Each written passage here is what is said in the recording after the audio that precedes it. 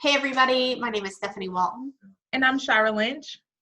And we both work here at the Office of Admissions at Columbus State University.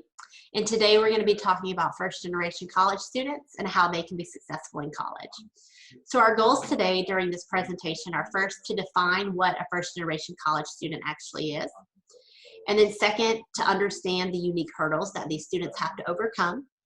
And then third, we'll provide tips and pointers for achieving success in college. And these will come from both staff members and one of our professors here on campus. So we're excited that you're going to join us on the road to first generation college success. So first, let's define what a first generation college student is.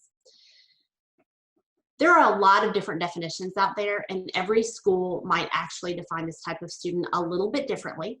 But generally, a first generation college student is a student whose parents, or caregivers did not complete or earn a college degree. I'm a first generation college student. And it's important to understand these students because they often come from a different background. They may lack support or resources or general knowledge in their homes simply because their parents didn't have this experience. And so we're going to investigate some of this a little bit more as we move through our presentation. One of the things that's important to remember is that first generation college students look like everybody else. So no one's going to be able to identify that you're a first gen student while you're walking across campus. As first gen students, we have the opportunity to be successful in college, and we can be. And so now Shyra is going to identify some of the hurdles that first gen students face. All right, guys, so there are particular hurdles that first generation college students face. The first one is a lack of knowledge. Because your parents didn't attend or complete college, it is possible that you didn't grow up hearing about your parents' college experiences, or maybe the discussion of college rarely even came up during family conversations. This is okay and nothing to be ashamed about, but it could mean that you and your parents may not have a full understanding of the college going process. There are lots of parts of the college going process that can be confusing. For example, will I get into the college? How do they determine that? How does this financial aid work? What are the timelines I need to be aware of? The next hurdle is guilt. For many students, and sometimes this is cultural, they feel guilty when they leave home. Although they are incredibly excited to start this new journey, they may feel guilty because they have left loved ones or siblings behind. Additionally, there could be feelings of guilt over finances, which leads me to our next point.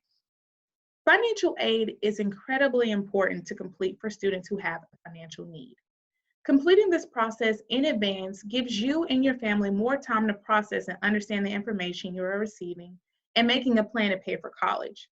It also allows for time to overcome unexpected hurdles like being flagged for verification or questions about paperwork without adding to the stress of the situation. Many first-generation students cannot attend college without financial aid and have to have jobs while going to school.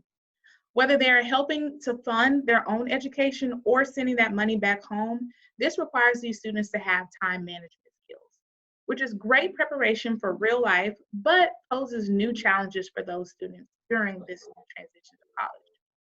Our next hurdle is support from home.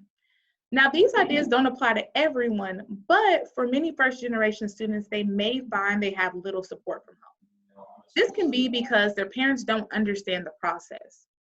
You could have supportive parents, but they don't necessarily know how to help you manage or cope with the pressures of college since they themselves haven't experienced it. And last, fitting in on campus. Finding your fit at a college is incredibly important, and making sure your school selection is the best to meet your needs. For example, if you're at a college where freshmen aren't able to have cars on campus their first year, you'll be required to find transportation. For some first-generation students that don't think about these type of scenarios on campus until it's too late, a school like CSU that allows a car on campus your freshman year still offers transportation. Knowing this information will help you alleviate some undue pressures. Another consideration is class size. If you're intimidated about going to college, considering the average class size is very important. You might find that smaller class sizes allow more one-on-one interaction with professors, and this might be something you make a priority. Now, how can first-generation students overcome these hurdles that we've identified? First and foremost, ask questions. There's no such thing as a stupid question. Believe us when we say we have heard every question under the sun. We are prepared to answer them, and if you have the question, it is likely that someone else will too. Be sure to ask the person who can provide you with the correct answer. For example, asking someone who works at CSU is probably a better strategy than asking your friend. Keep in mind too that every student's situation is very unique. For example, once a student wanted more money on financial aid, so they changed their FAFSA to independent status because their friend told them to. Turns out, this student was already getting their maximum amount of financial aid. So updating their FAFSA only put them even further behind in the process and caused issues because it turns out they didn't even qualify to be independent. If they had just asked the financial aid office, they might have saved themselves a lot of time and energy. Sometimes the hardest part about not being prepared is that maybe you just don't know what to ask. Most faculty and staff are happy to break down the information when a student asks for help. We love to talk. Next is search the website. Our website has a plethora of information on it. You can find so many things there if you just look. Also, understand your academic requirements. You're assigned a catalog year when you begin your academic college adventure, and that catalog has every course you're required to take, and every course option is available. You have the resources to map out your own academic plan, but you are assigned with an academic advisor to help you. You must take responsibility of your own academic plan. Your advisor advises over 200 students, and it is ultimately up to you to double check and follow up anytime you have questions regarding your required courses or your degree. Remember that it is your degree and your responsibility. Lastly, and most importantly, advocate for yourself. This can be hard to do sometimes, but it's always okay to speak up for yourself when you're unsure. By doing all these things that we've talked about, you are being your own advocate. Okay, so this is Dr. Bruce Katz, a professor in our Department of Communication, and he's going to provide some helpful insight from a professor's point of view. Hello, everybody. I'm Dr. Bruce Katz. I'm an assistant professor in the Department of Communication here at Columbus State University. Sorry I can't be with you today. Really thankful for the opportunity for collaborating with Ms. Walton and getting to talk to you today, even by video. I'm going to put my email up, so if I talk about something or you just want to touch base with me, feel free to email me and let me know. I'll be glad to help or get you in touch with somebody who can. And that really gets me into the advice that I wanted to give to you all.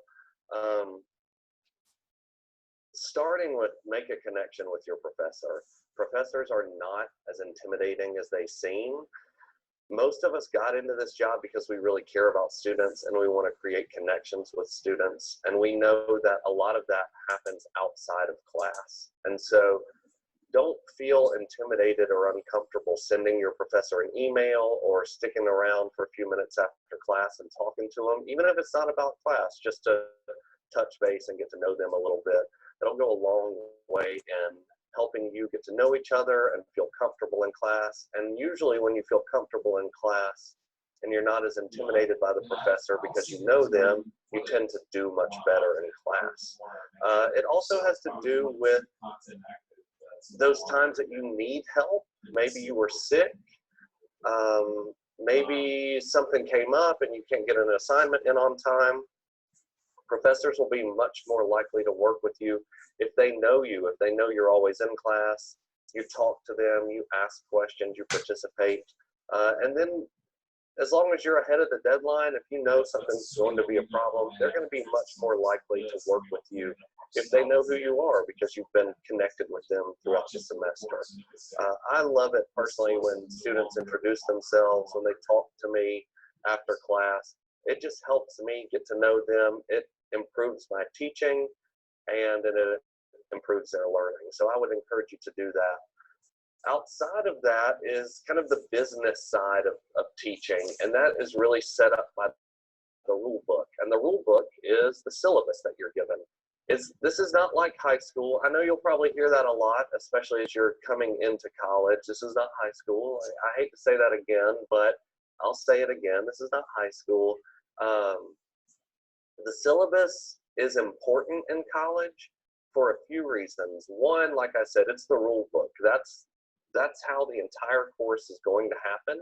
If you have a question, if you want to know a deadline or a policy or what to do, it's supposed to be in that syllabus. And so the first week of class, really spend some time reading and understanding that syllabus, transferring those due dates to your calendar or whatever organizational system you're going to use to keep you on track throughout the semester. That will go a long way. We put a lot of time and effort into creating that syllabus. A lot of the information is the same across a lot of your classes, and so what you've got to be able to do and get good at is finding the parts of the syllabus that are specific to that class and really understanding them, because like I said, those parts are going to be the things that are really important. That's going to set the rules for the rest of the semester. Outside of class, my advice to you is to get connected. Get connected with a student organization, with your dorm mates, with your classmates. Find a place to fit in and get involved. You're going to want to make connections outside of class. That's going to enrich your college experience. It's going to make you feel at home here. There are other people here just like you that have the same interests or come from very similar backgrounds. You should connect with them and find them and take advantage of what college does and is good at, which is bringing tons of different kinds of interesting people together in one common space. So definitely take advantage of all the resources you have to get connected with other people that you have a lot in common with, make new friends, and create lifelong connections. And then finally, find a mentor. Whether that's a staff member or a professor who is in your major or not in your major, older student, a graduate student, someone who's been doing this a while, who can give you advice that is accurate and honest. There are going to be times in college where the answer is not in the syllabus, and you're going to need to talk to somebody about, what do I do? What are my options? And a mentor is key. Those of us who have had the experience of having great mentors are really grateful for that. And I can tell you that I would not be here. I would not have my PhD. I would not be a good teacher. I cannot be a good friend without an excellent mentor. I have benefited from the advice of others. I would encourage you to do the same. And I can't be everybody's mentor, but if you want to reach out, again, here's my email. Shoot me a message, and I can, like I said, get you connected, and wish you the best of luck in your first year, and hope to be able to meet you one day soon. Take care.